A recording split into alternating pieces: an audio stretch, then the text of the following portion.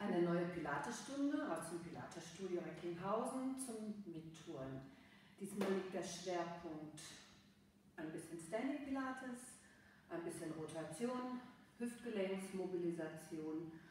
Ich werde jetzt eine Stunde durchunterrichten, verzeiht mir den einen oder anderen Patzer und viel Spaß dabei und wie immer, wahrt eure Grenzen. Ich werde laut und deutlich sprechen, damit ihr mich gut verstehen könnt. Also wir fangen im Stehen an. Ihr steht hüftgelenksbreit, die Füße parallel zueinander.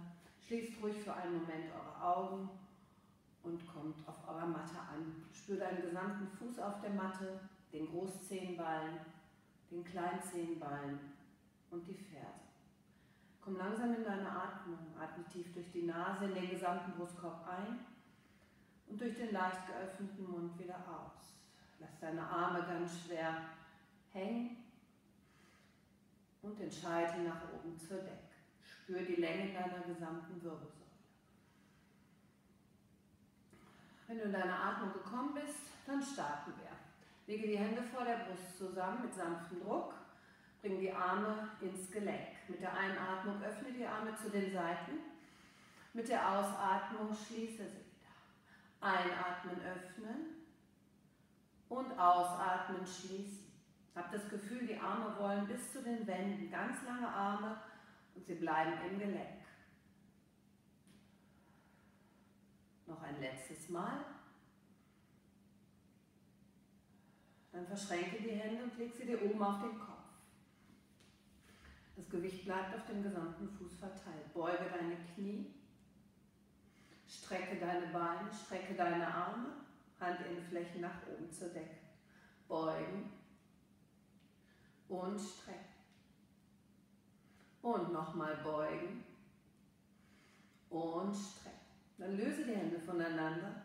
Für den Latissimus Pull drück die Arme kraftvoll nach unten und arbeite gegen einen Widerstand.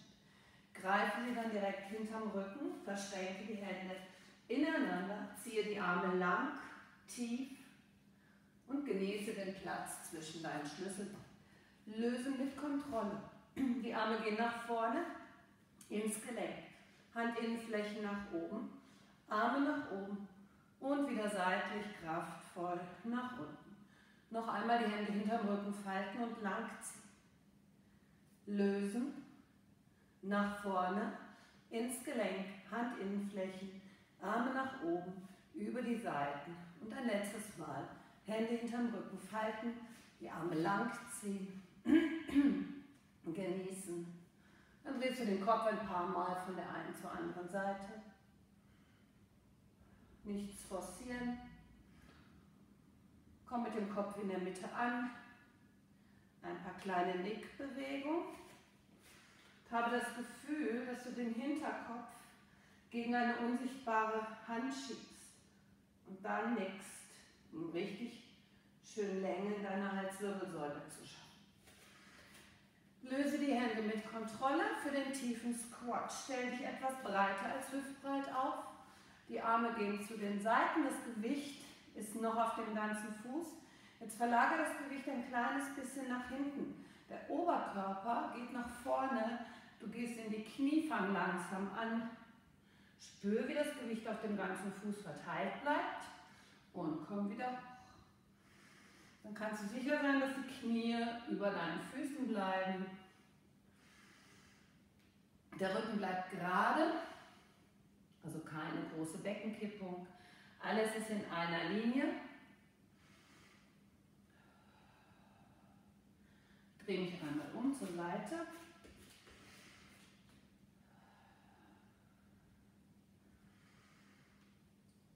Arm bleibt schön im Gelenk. Mach noch eine letzte Wiederholung und komm nur den halben Weg wieder hoch. Stell dich wieder hüftgelenksbreit auf. Für den Cat Stretch mache ich erst von vorne. Leg die Hände knapp oberhalb deiner Knie, die Finger nach innen zeigen und mach einen ganz ruhigen Katzenbuckel. Die Nase zum Schambein. Die Ellbogen weit, du ziehst mit den Händen an deinen Beinen, drückst deine Beine gegen deine Hände. Dann in die Gegenbewegung, dreh deine Hände um, Zieh mit den Daumen und drück mit den Oberschenkeln gegen deine Daumen. Zieh die Schulter nach hinten und die Ellbogeninnenseite nach vorne. Und wieder runden. Und Gegenbewegung. Und runden. Und Gegenbewegung. Der Unterbauch ist immer leicht eingezogen. Und nochmal runden. Die Arme hängen lassen. Wirbel für Wirbel für Wirbel nach oben kommen in den Stand. In eine V-Position. 3 Finger breite Platz zwischen deinen Brustzehballen für den Sidebend. Die Beine sind schön eng geschlossen. Die Arme gehen nach vorne ins Gelenk. Handinnenflächen nach oben. Arme nach oben. Ein Arm geht nach unten. Neige dich weit rüber zu einer Seite. Dann komm wieder hoch. Und rüber. Und hoch. Und rüber. Und hoch. Und ein letztes Mal. Rüber. Bleibe oben für Around the World. Neige dich zu einer Seite. Nach hinten. Über die andere Seite. Nach vorne. Unterhalb der Taille bleibt alles ganz stabil. Und oberhalb der Taille rundest du deine Brustwirbelsäule. Saug den Bauchnabel unter deine Rippenbögen.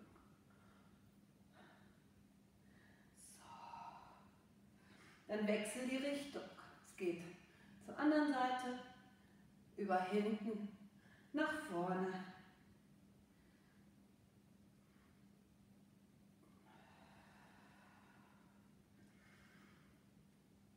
Noch eine letzte Runde.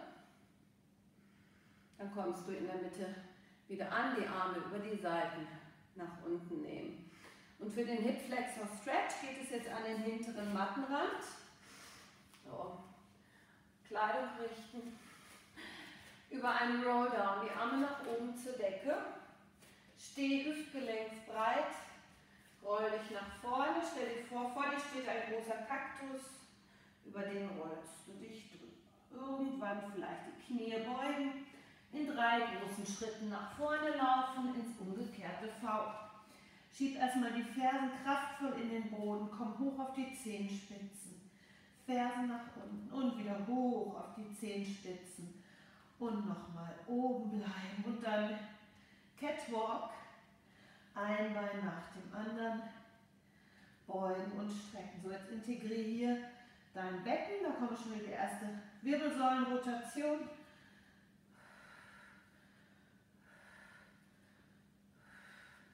Der Schultergürtel. So, dann lass es ausklingen. Lass die Fersen so gut du kannst unten. Komm hier hinten, den Po nach hinten schieben auf deine Knie.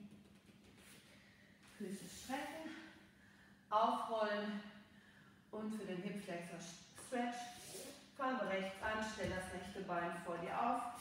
Ihr könnt ja auch nach vorne krabbeln mit dem Fuß, gleich den Fuß ein bisschen mit mobilisieren. Schieb dich nach vorne in die Dehnung. Stell die Hände links und rechts neben deinem Fuß auf. Stell den Fußballen hinten auf und strecke und beuge dein hinteres Bein.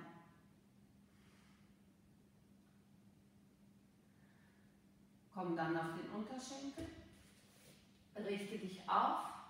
Nimm den linken Arm ans Ohr. Schieb dich in die Dehnung. Neige dich nach rechts, komm wieder hoch, nochmal nach rechts und komm wieder hoch. Ein letztes Mal und beide Hände links neben deinen rechten Fuß. Und wenn du kannst, kannst du in den Unterarmstütz gehen.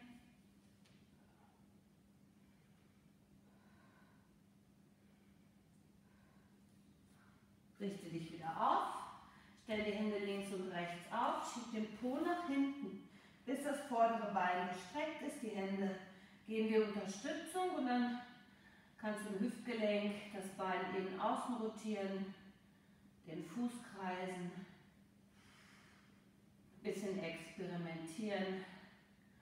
Dann beugst du dein vorderes Knie wieder, stellst den hinteren Fußballen auf und streckst beide Beine.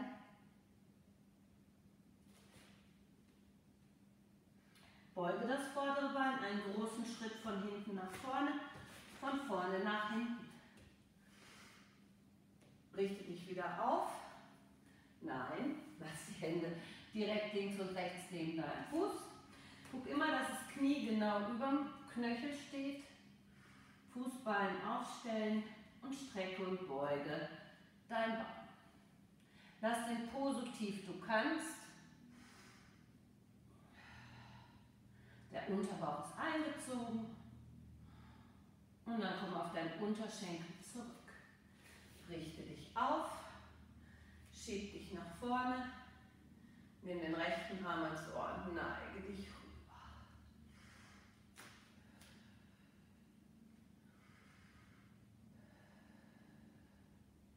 Komm nach oben, stell die Hände wieder links und rechts ab.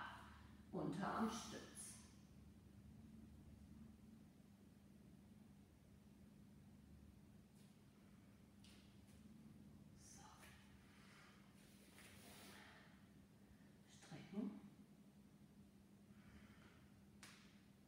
Kreisen, Innen-Außen-Rotation, vorderes Bein wieder aufstellen, hinteren Fuß aufstellen, beide Beine strecken. Beug dein vorderes Bein, das hintere nach vorne und roll dich Wirbel für Wirbel für Wirbel nach oben hoch zum Sitzen. Überkreuze die Arme, überkreuze die Beine. Vertiefe den Bauch nach innen und oben und setze dich dann mit Kontrolle auf die Matte. Stell deine Beine auf, alle 10 Zehen kleben auf der Matte, Hände sind an den Oberschenkelrückseiten. Zieh dich nach oben in die Länge. Zieh die Ellbogen in die Taille, das Brustbein nach oben zur Decke. Dann runde deine Schultern vor deine Hüftgelenke. Kippe das Becken, roll dich über deine Sitzbeinhöcker. Die Lendenwirbelsäule rund, den Bauchnabel tief und hier die Ellbogen nach außen. Wieder Ellbogen in die Taille und nochmal runden. Und aufrichten. Ein letztes Mal.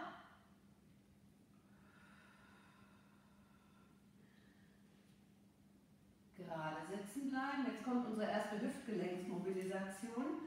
Fußsohlen zusammen, Ferse so nah heranziehen. Ihr guckt natürlich, was eure Knie mitmachen. Hände hinter dir aufstellen. Nach hinten die Finger nach außen. Und dann drückst du dich richtig schön hoch und wippst und federst ein paar Mal in deinen Hüftgelenken. Alles schön lockern.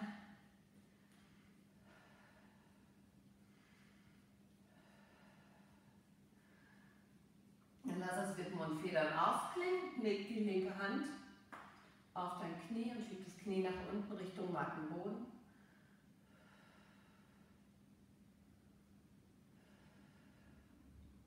Und wechsel das Ganze auf die andere Seite.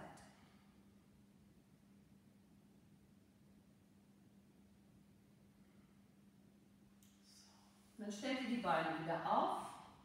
Und jetzt starten wir mit den 100. Die Arme schulterbreit nach vorne, kommen in die Ausgangsposition. Zurück zu den Schulterblattspitzen. Beine mitnehmen, strecken in deine Position und dann fangen an zu pumpen. Pumpe kraftvoll und energisch. Atme tief ein und noch tiefer wieder aus. Mit jeder Ausatmung ziehst du den Bauchnabel ein bisschen mehr nach innen und oben. Die Arme arbeiten aus der Rückenmuskulatur. Die Fersen arbeiten zusammen, die Oberschenkelrückseiten arbeiten zusammen, die Sitzbeinhöcker. Noch 3 tiefe Atemzüge.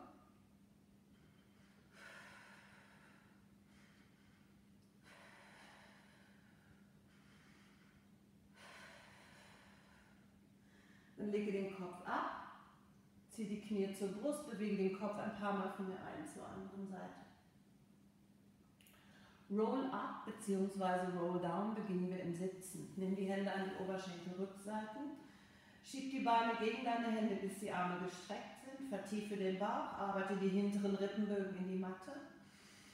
Einatmen in der Vorbereitung, mit der Ausatmung rollst du dich nach oben, schiebst die Beine weiter gegen deine Hände und kommst nach oben zum Sitzen.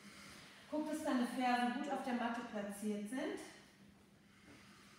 Nimm die Arme auf eine Tischplatte, Arme nach hinten unten ins Gelenk, wachs nach oben und dann runde dich erstmal vor. Mit der Einatmung kippst du das Becken, mit der Ausatmung geht es Wirbel für Wirbel für Wirbel zurück. Die Fersen wollen möglichst an Ort und Stelle bleiben.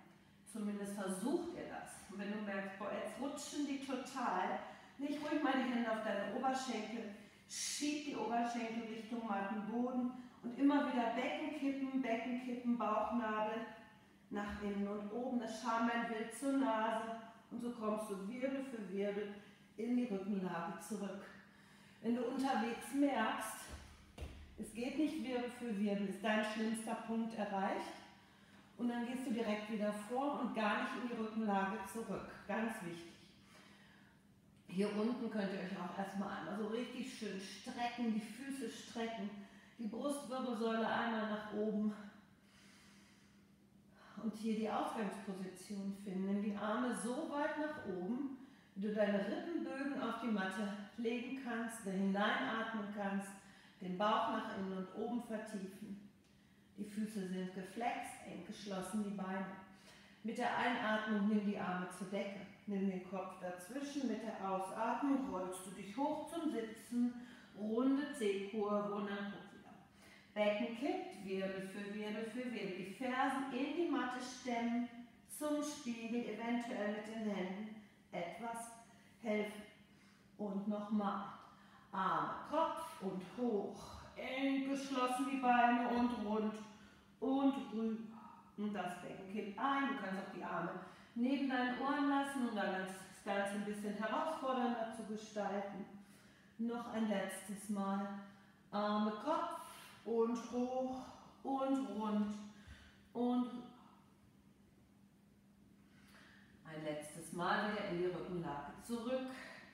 Sprechen kann ich natürlich nicht die ganze Zeit. Meine Bauchnabel so wunderbar, wie ihr das dann könnt, nach innen und oben ziehen. Aber ich gebe alles. So, One Leg Circles, ein bisschen vordehnen. Zieh einmal das linke Knie an den Brustkorb, schieb die linke Pobacke weg von dir, das rechte Bein an deiner Mittellinie ausgerichtet. Innen rotiert im Hüftgelenk, so das Knie und Zehen nach oben zeigen. Zieh das gebeugte Bein ganz nah an den Oberkörper heran. Dann gehen die Hände an die Oberschenkelrückseiten. Hier verschränken wir die ruhig mal. Streck dann das Bein so gerade du kannst nach oben zur Decke. So. Schulterblätter Richtung Mattenboden, hintere Rippenbögen Richtung Mattenboden. Und das Kinn etwas zur Brust. Beuge und strecke hier dreimal dein Bein. Lass es gestreckt. Point und flex den Fuß. Und dann kreise dreimal in jede Richtung. Platziere dann die Arme neben deinen Hüften, kraftvolle Arme, nochmal die Schulterblätter runter, Außenrotation im Hüftgelenk, das Bein geht weit über die Mitte zur rechten Schulter, über die rechte Seite vor, über Außen und Center. Einatmen zum Kreisen, ausatmen, Center und Circle und Center. Mach noch zwei davon, noch eine und die andere Richtung. Mattenbreit nach außen und weit über die Mitte zurück. Das Becken bleibt ganz unbeweglich. Der Rumpf macht die Arbeit hier. Noch eine. Dann zieh nochmal das Knie zur Brust, zur rechten Schulter, zur linken Schulter. Leg die Beine nebeneinander ab. Wieder eng geschlossen um die Mittellinie herum. Becken platzieren und das rechte Knie ganz nah an den Brustkorb heranziehen. Pobacke nicht zum Spiegel oder zur nächsten Wand. So, dann geht das Bein gerade nach oben, Oberschenkelrückseite fassen und beuge und strecke dein Bein. Schieb es gegen deine Hände, lass es gestreckt. Point und flex den Fuß und kreise dreimal in jede Richtung.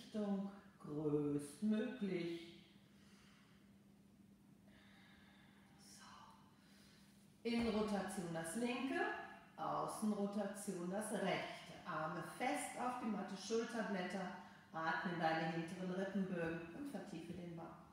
Dann geht es über die Mitte zur Schulter, über die Seite vor, über außen, ins Zentrum. Ein und aus.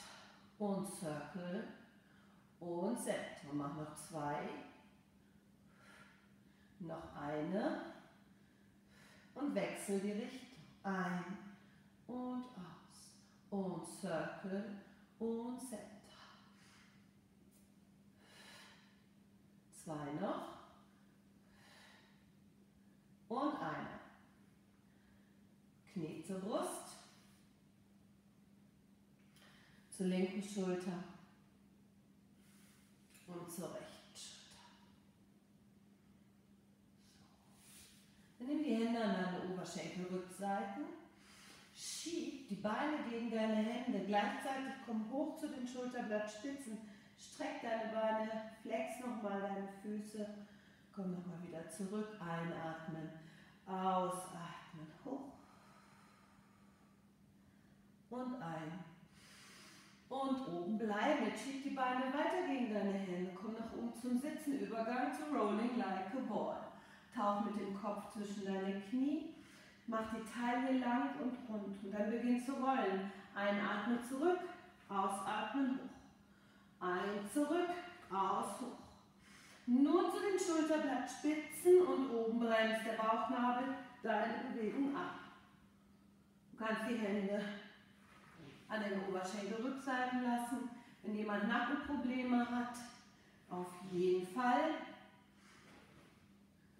So, dann bleibt ihr oben sitzen, schließt eure Beine, direkt Übergang zur Single Leg Stretch, unsere Bauchreihe mit bisschen Schwerpunkt auf schräge Bauchmuskeln. Und runter geht's zu den Schulterblattspitzen, das gebeugte Bein nah heran, Ellbogen weit nach außen und wechseln. Und wechseln. Und wechsel. Atme ein, aus, aus, ein, aus, aus, Beine laufen weiter, die Hände gehen an den Hinterkopf, criss-cross, bring dich aus. Bleib hoch zu deinen Schulterblattspitzen, beide Schulterblätter schweben über der Matte und vorbei. Kopf ablegen, Hände gehen direkt mittig deiner Schienbeine für Double Leg Stretch. Atme in die hinteren Rippenbögen. Komm hoch zu den Schulterblattspitzen, strecke deine Beine, drück die Hände außen gegen deine Oberschenkel und wieder beugen. Einatmen, strecken, ausatmen, beugen und ein und aus und nochmal ein. Und aus. Wir machen hier direkt weiter mit Scissors, mit Twist. Streck beide Beine nach oben zur Decke, nimm die linke Hand an die rechte Wade, die rechte Hand an den rechten Hinterkopf und dann Twist und Pull, Pull und wechsel. Zieh, zieh und wechsel. Aus, aus und wechsel.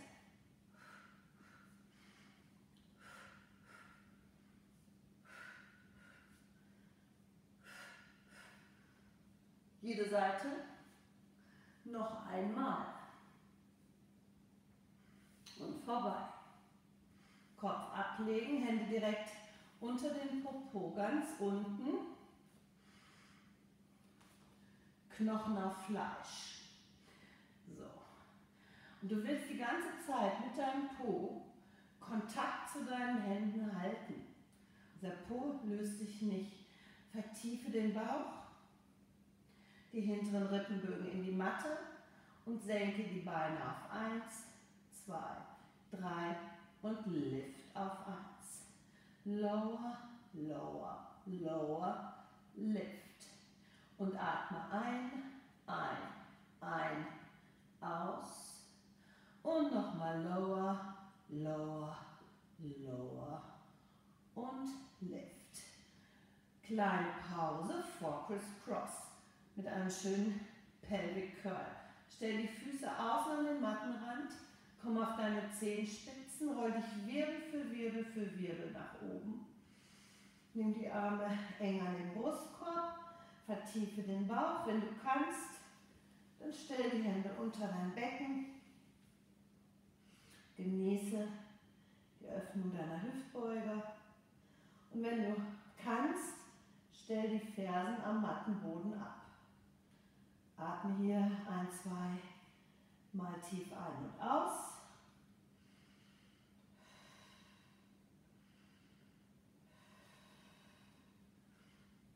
Dann löse die Hände wieder und komm Wirbel für Wirbel für Wirbel zurück auf deine Matte.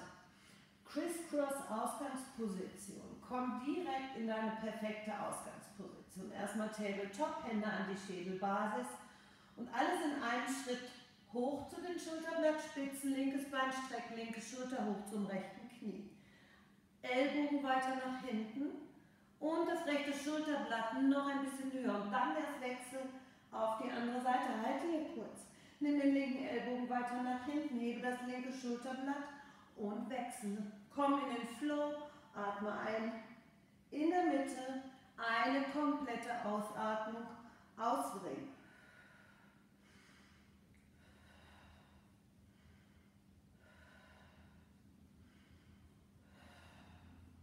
Mach jede Seite noch einmal.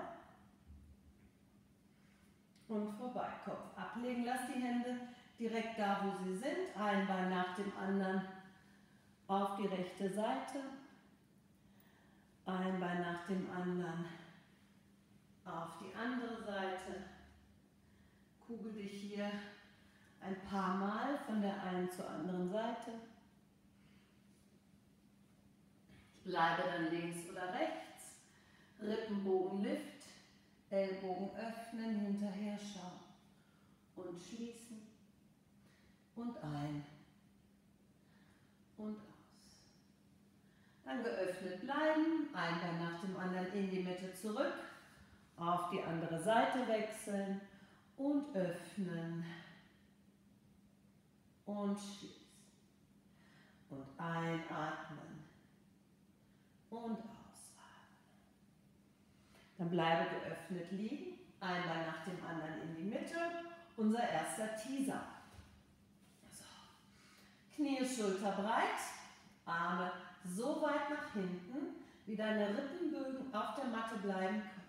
Ziel ist, dass du die Arme hinten ablegen kannst. Vertiefe den Bauch, atme ein, mit der Ausatmung roll dich Wirbel für Wirbel nach oben zum Sitzen, schließe deine Beine.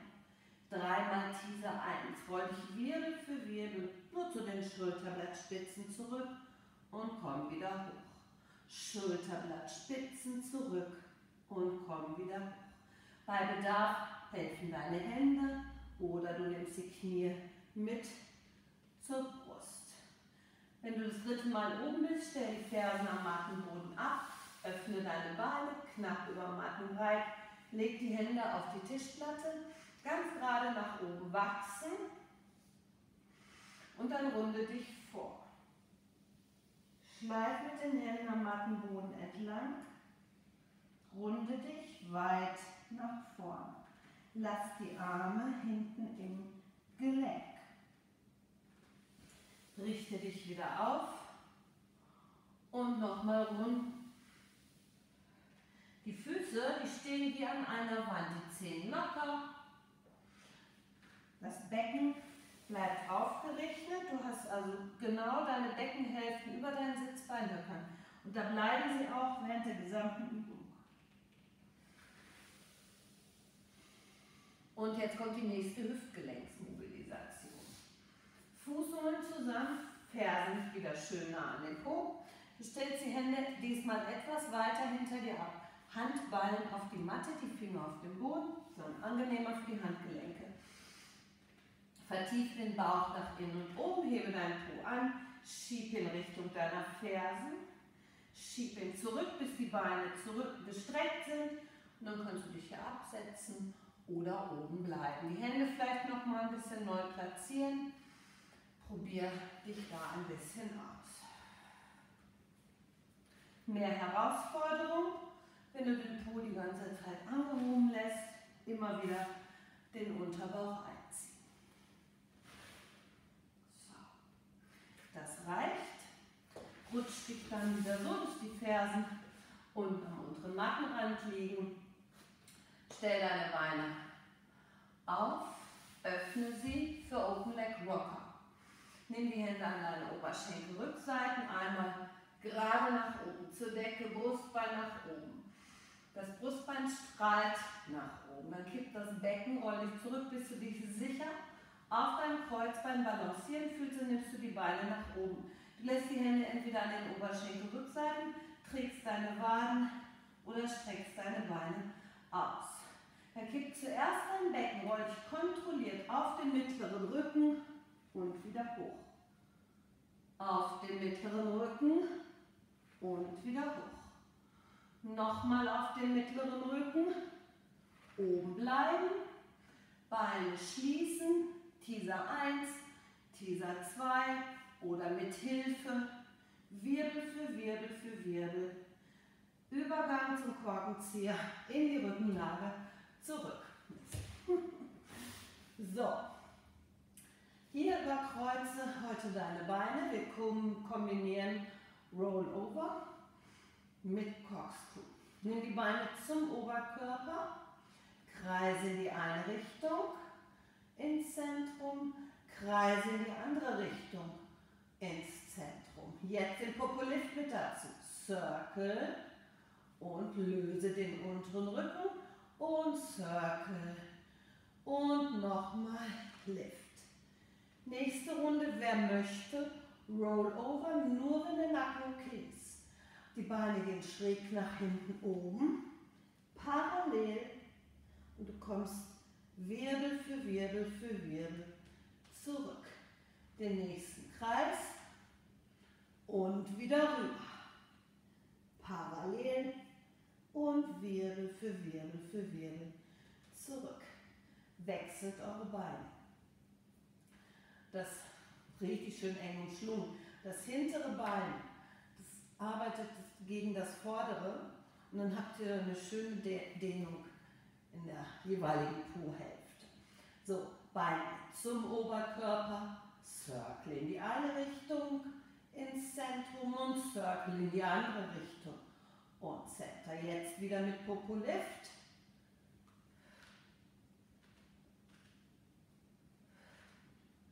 Und mit Rollover.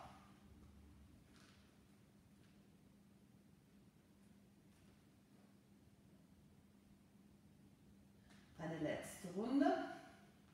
Den letzten Rollover.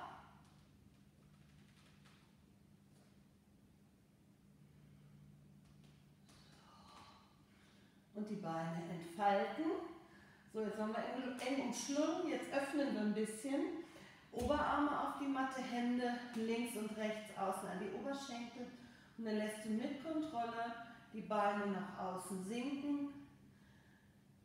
Nicht einfach fallen lassen, sondern wirklich mit Kontrolle.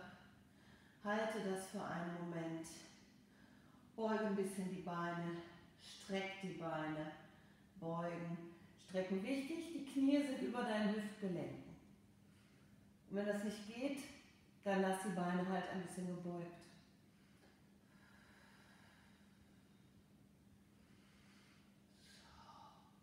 Dann schließe deine Beine wieder. Der nächste Teaser. Jetzt mal die Beine geschlossen lassen. Die Arme wieder schräg nach hinten oben in die hinteren Rippenbögen. Atmen, einatmen. Mit der Ausatmung roll dich nach oben zum Sitzen. Nimm die Hände einmal an die Oberschenkelrückseiten, vertiefe den Bauch und strecke und beuge deine Beine.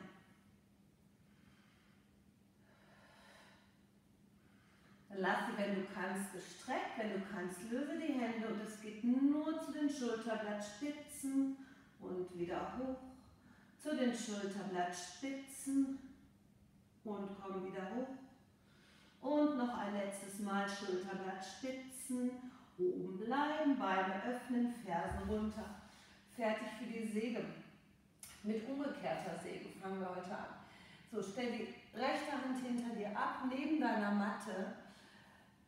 Bring den Arm nach hinten ins Gelenk. Beug den Ellbogen und der andere Arm geht über Kopf.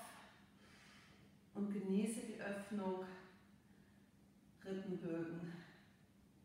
Und dann kommst du wieder hoch. Machst einen großen Armkreis links und rechts. Rechte Pobacke in die Matte schieben. Kleiner Finger, kleiner Zeh, hintere Daumen runter zum Mattenboden. Komm seitlich bleibend hoch. Stell die Hand wieder hinten und neben der Matte ab. Arm ins Gelenk und schräg nach hinten oben. Und komm hoch. Und rüber. Lange Arme auseinander. Beide Pobacken sind gleich schwer belastet. Und nochmal hoch. Und rüber. Rechte Pobacke nach hinten unten schieben. Und seitlich bleibend hochkommen. In die Mitte zurück. Und jetzt geht's auf den Bauch. Schaff direkt Länge in deiner Wirbelsäule. Leg die Stirn auf die Hände. Bewege ein bisschen die Beine eins nach dem anderen aus dem Hüftgelenk heraus, um das Iliosakralgelenk ein bisschen zu mobilisieren. Du kannst auch dein Becken von der einen zur anderen Seite schaukeln. Einfach mal für einen Moment alles richtig schön lockern. So, dann geht es weiter mit Beckenkippen vor und zurück in Bauchlage. Du hast die Wirbelsäule lang und kippst dein Becken vor und zurück. Und zwar ohne die Po-Muskulatur anzuspannen. Du arbeitest die ganz tief liegende Bauchmuskulatur, die Beckenbodenmuskulatur. Schaffst Länge in deiner Lendenwirbelsäule.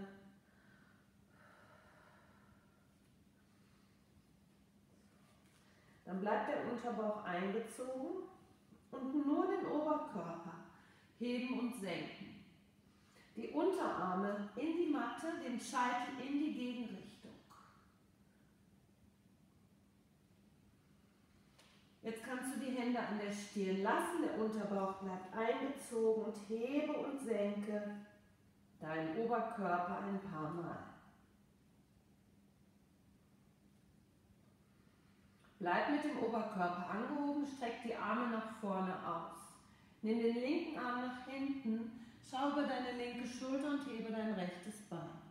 Wechsel auf die andere Seite.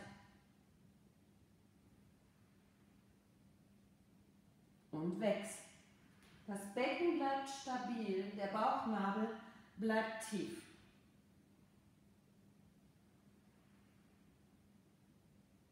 Dann kommst du wieder zurück, legst die Hände ab, bringst sie in eine U-Position für den Neck Roll.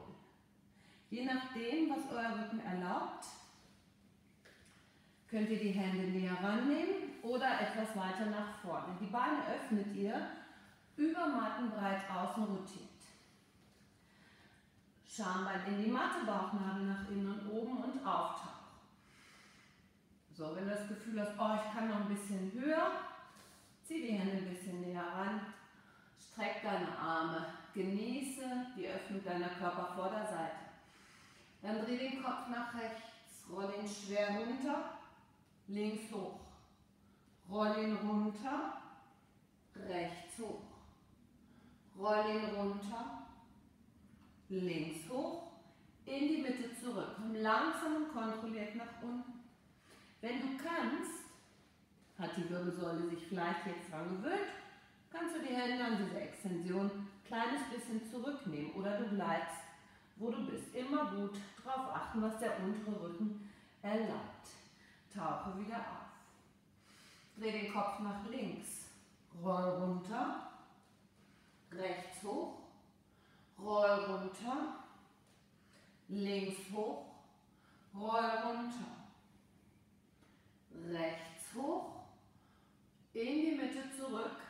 Hier möchte ich heute den Swan Dive machen. Entweder langsam und kontrolliert Oberarme beugen, langsam den Oberkörper senken, Beine heben.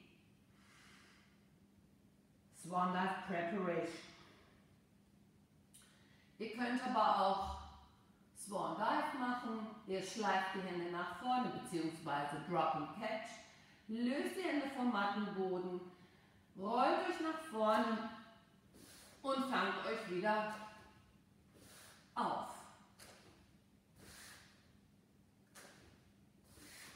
Oben bleiben, Hände wieder auf die Matte zurück. Rest Position, hier heute die Brustwirbelsäule ganz rund, den Po nur den halben Weg zurück.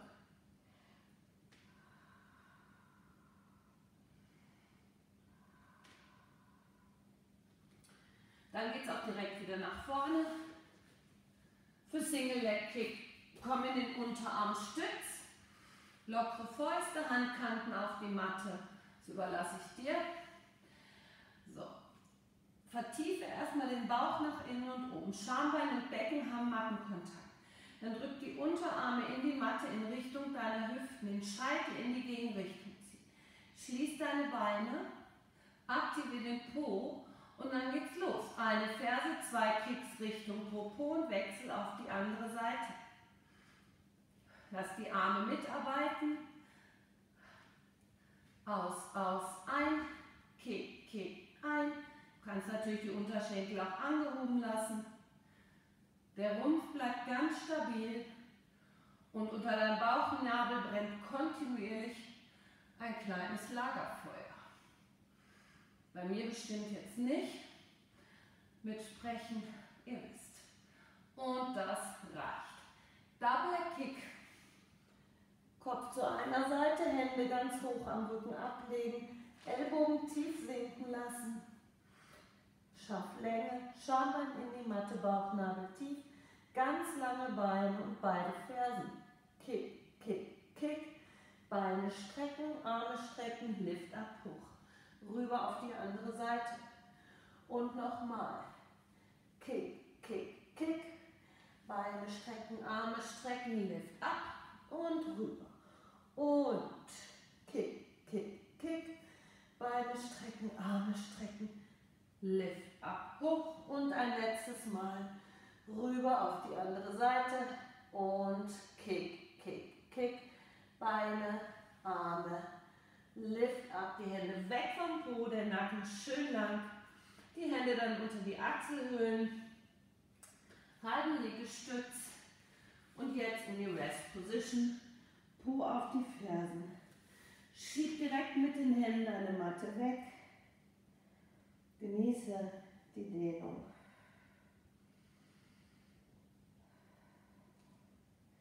Dann öffne deine Knie, mattenbreit. Oder wenn du kannst, auch weiter. Krabbel mit den Händen ganz weit nach vorne und lege dein Brustbein ab Richtung Mattenboden, zumindest auf den Weg dahin.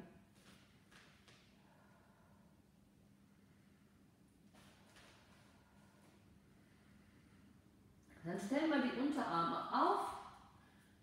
So, die Hände Handteller zusammen. Lass das Brustbein ganz tief sinken, drück ein bisschen die Ellbogen in die Matte und die Hände zusammen.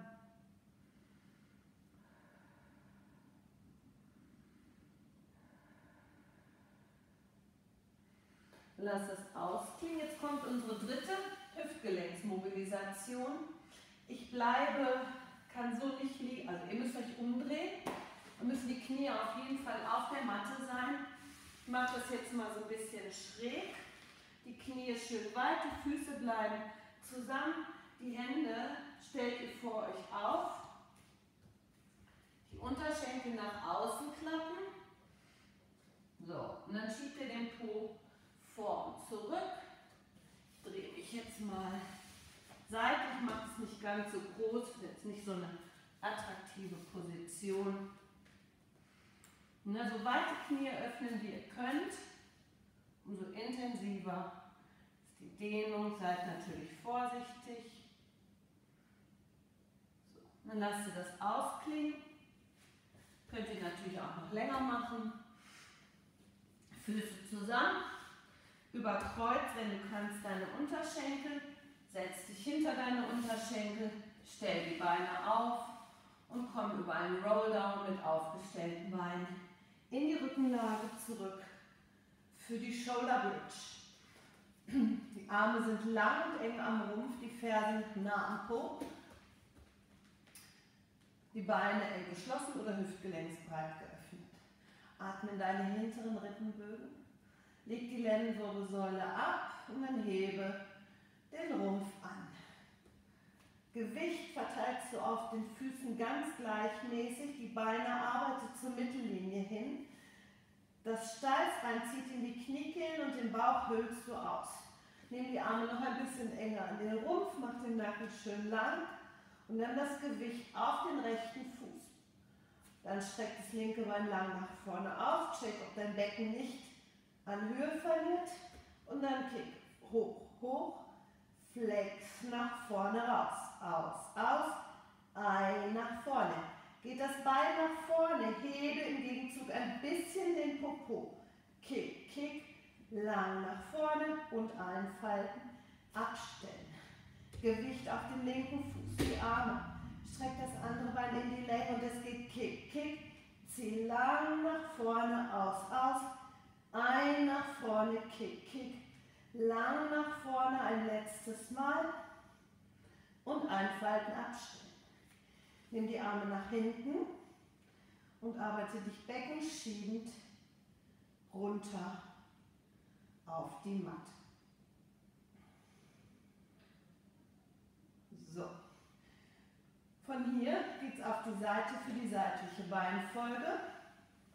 Du legst dich an den hinteren Mattenrand. Den Arm nach vorne, den Arm ins Gelenk, die Handinnenfläche nach oben und dann gleitet der Arm ebenfalls an den hinteren Mattenrand unter deinen Kopf. Du kannst auch mit der Hand am Hinterkopf arbeiten. Das Handgelenk ist gestreckt. Die andere Hand stellst du vor die Brust, vor den Bauch. Gib sanften Druck in die Matte ab. Schließe deine Beine eng und dann hebe und senke deine Beine. 10-mal, zähle selber. Zieh die obere Schulter an die Wirbelsäule heran, nach hinten, unten. So. Dann lass die Beine angehoben. Öffne das obere Bein, das untere hält nach oben. Oberes gegen unteres auch 10-mal. Zähle selber. Atme tief und fließend ein und aus. Und wenn du damit fertig bist, arbeite das untere gegen das obere.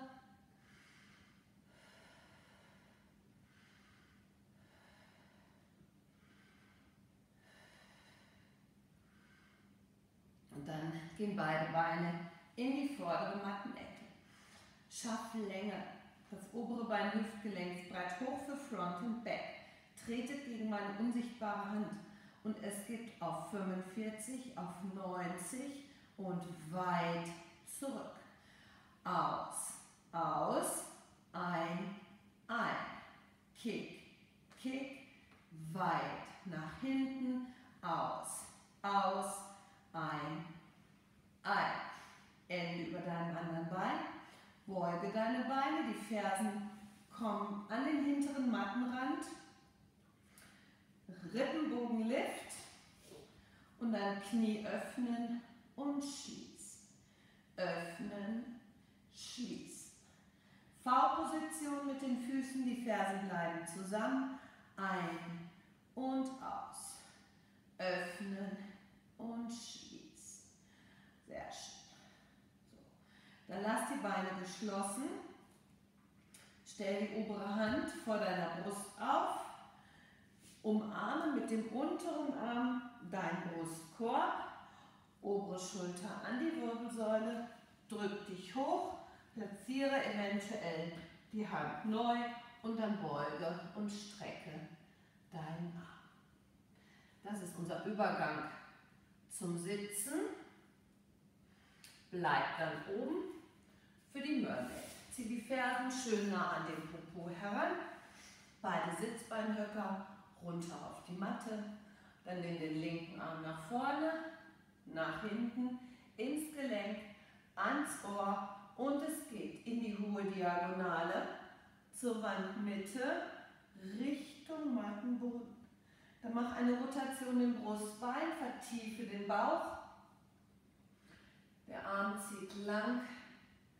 Genieße die Rotation in der Brustwirbelsäule. Dann klapp dich auf, der Arm geht nach hinten. Du schaust ihm hinterher, öffne dich. Dann wieder nach oben. T-Position. Verschiebe den Brustkorb. Sinke dann auf deine Hand. Den Unterarm. Zieh in die Gegenrichtung. Öffne die Rippenbögen nach oben zur Decke. Vertiefe den Bauch. Zieh die rechte Pobacke nach unten. Und dann stell die rechte Hand neben der linken auf. Wenn du kannst, komm in den Unterarmstütz.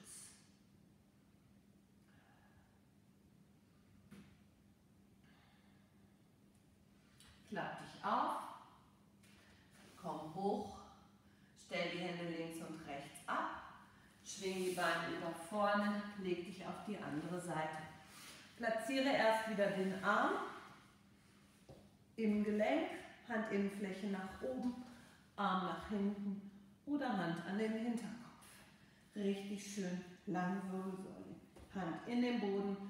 Noch längere Wirbelsäule und die eng geschlossenen Beine heben und senken.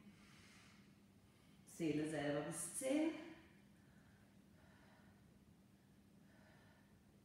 Atme fließend. Bleibe oben, öffne die Beine. Das untere arbeitet nach oben. Kontinuierlich jetzt das obere 10-mal gegen das untere. Zähle wieder selber. Mach das in deinem Tempo. Und das untere gegen das obere.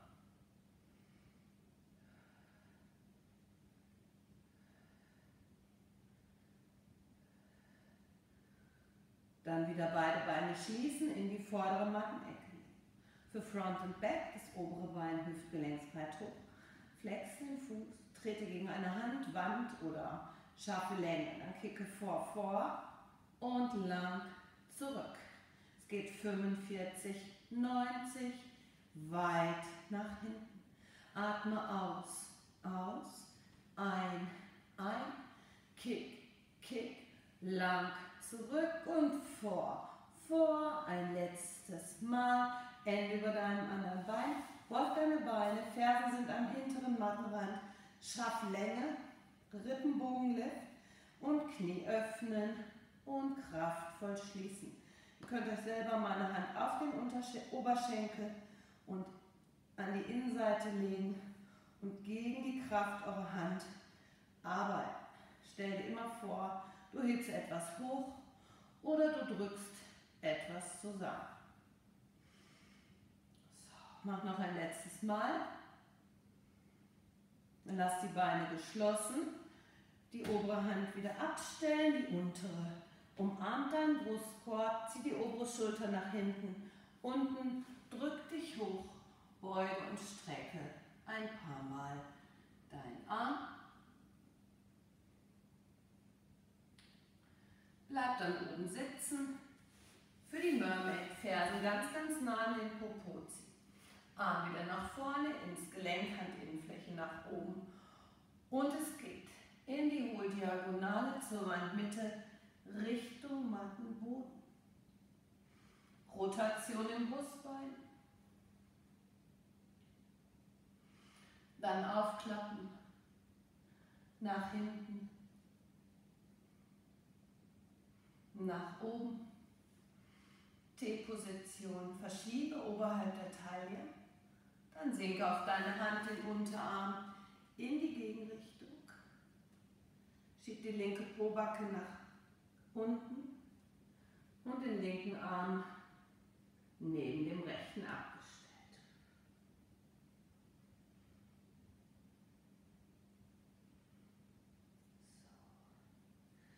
So. Von hier öffnest du dich noch einmal für unsere letzte Hüftgelenksmobilisation. Das vordere Bein im rechten Winkel, das hintere Bein im rechten Winkel. oder weiter nach hinten. Guckt einfach, was euch da gut tut. Nun kippst du dein Becken vor und zurück.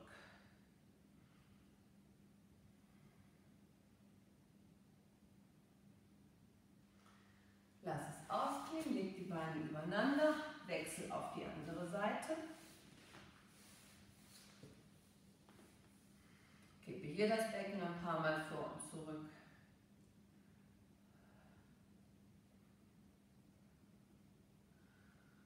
So, dann kommt noch unsere Push-Up-Reihe, Plank Position und so. Von hier geht es in den Vierfüßlerstand.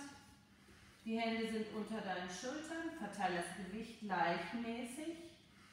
Also Zeigefingerballen, Daumenballen, Kleinfingerballen. Die Ellbogen Innenseiten drehen nach vorne und die Arme ziehen nach hinten ins Gelenk. Vertiefe den Bauch nach innen und oben, schließt schon mal die Beine. Dann geht ein Bein nach dem anderen in die Liegestützposition. Den Hinterkopf gegen meine unsichtbare Hand, drück dich kraftvoll vom Boden weg, schiebe dich 5-mal vor und zurück. Ende dann genau über deinen Handgelenken. Oberarme eng am Rumpf beugen und leg dich mit Kontrolle runter auf die Matte. Strecke dann deine Füße.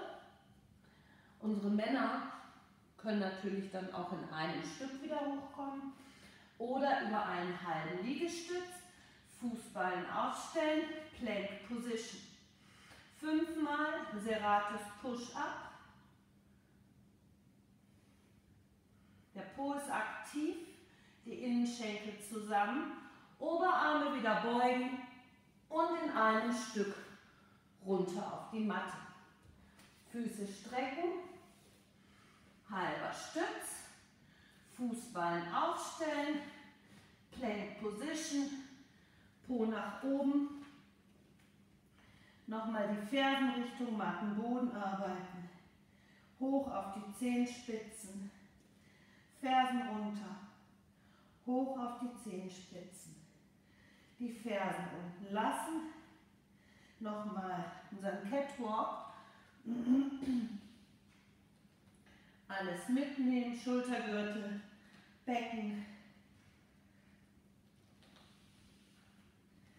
Dann lass dir das ausklingen für den Elephant Walk. Laufe mit deinen gestreckten Beinen 4 kleine Schritte nach vorne und wieder zurück. Lass die Beine, solange du kannst, gestreckt.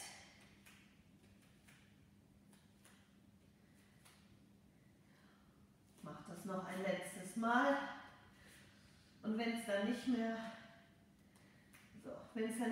geht, dann beug ruhig die Knie. Lass Kopf und Arme hängen. Ganz schwer hängende Arme. Ganz schwer hängender Kopf, eingezogener Unterbauch und dann roll dich Wirbel für Wirbel für Wirbel nach oben in den Stand. Stapel als letztes den Kopf oben drauf. Schön. Was? Danke fürs Mitmachen und bis bald.